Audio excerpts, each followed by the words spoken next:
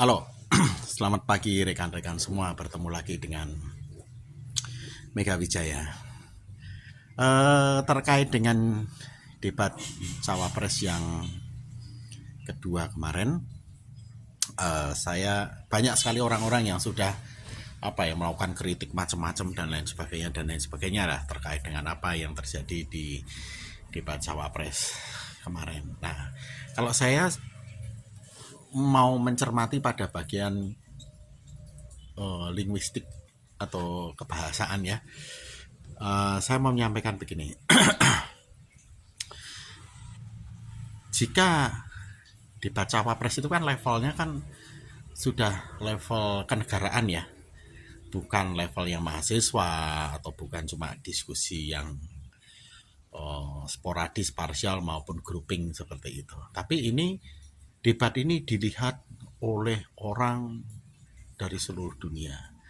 Nah, harusnya kalau dilihat dari kebahasaan, kita kan nggak pernah ngerti ya audiens kita itu dari tingkat pendidikan apa saja, di level mana, setinggi apa, serendah apa.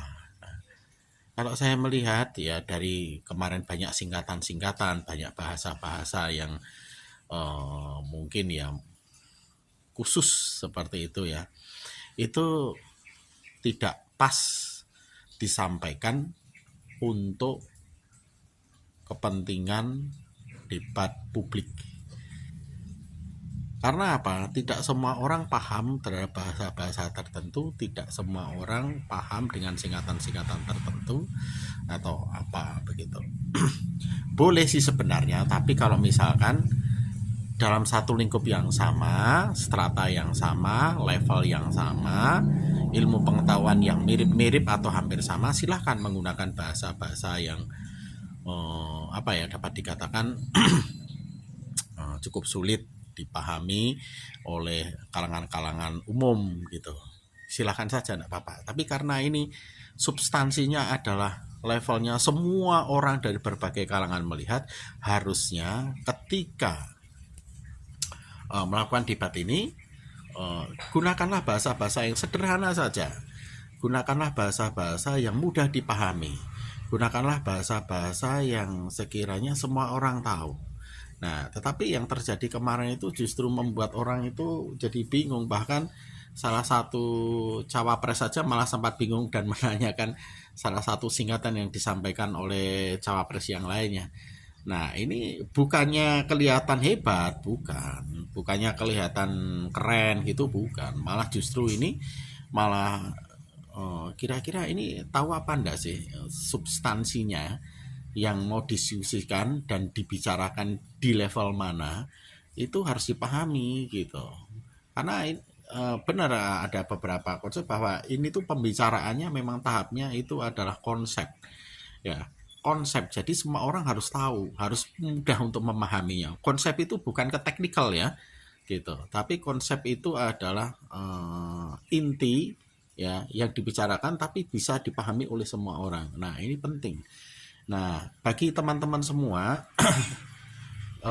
cara berbahasa seorang calon negarawan itu juga sangat penting sekali. Jika tidak bisa menempatkan, ya suatu saat apabila mereka ini salah satunya dari ketiga nomor satu, nomor dua, nomor tiga ini salah satunya jadi presiden dan wakil presiden, ini saat yang tepat ya kita menyaring bagaimana kemampuan bahasa atau linguistik dari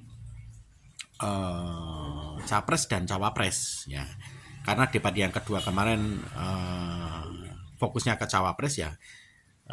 Kita bisa lihat kemampuan cawapres mana sih yang secara linguistik atau kebahasaan atau kemampuan bicaranya itu bisa menempatkan substansinya sesuai dengan debat yang paling tepat itu yang mana gitu. Ya, karena ini debatnya cawapres ya harusnya secara substansinya ya harus dipahami dengan benar. Jangan malah membuat bingung. Lah, orang salah satu calon cawapres saja sempat bingung, gimana dengan masyarakat yang lainnya? Ya mungkin untuk kalangan tertentu paham, tapi tidak untuk semuanya gitu. Nah, ini bagaimana nanti kalau dia berhadapan dengan masyarakat level internasional, masyarakat nasional, lalu masyarakat biasa, lalu juga masyarakat yang ada secara umum, ya misalnya bertemu di pasar, di jalan, di mall, dan lain sebagainya. Kalau menggunakan bahasa-bahasa yang sulit, saya kira akan malah justru blunder ya, membingungkan banyak orang, dan itu tidak bagus. Nah, silahkan Bapak Ibu ya sebelum nanti pencoblosan ya pikirkan ini juga, karena kemampuan linguistik itu mencerminkan kecerdasan seseorang. Dan satu hal lagi yang paling penting adalah kemampuan mendeliver informasi. Kalau seseorang itu kemampuan mendeliver informasi itu blunder, sulit, berarti ada masalah juga dengan masalah kognitif. Ada kemampuan juga dengan masalah referensi kata. Ada masalah juga dengan hal-hal yang terkait dengan kebahasaan. Jadi ini penting untuk Bapak dan Ibu untuk dicermati. Oke, sekian. Salam otak kritis dari Mega Wijaya.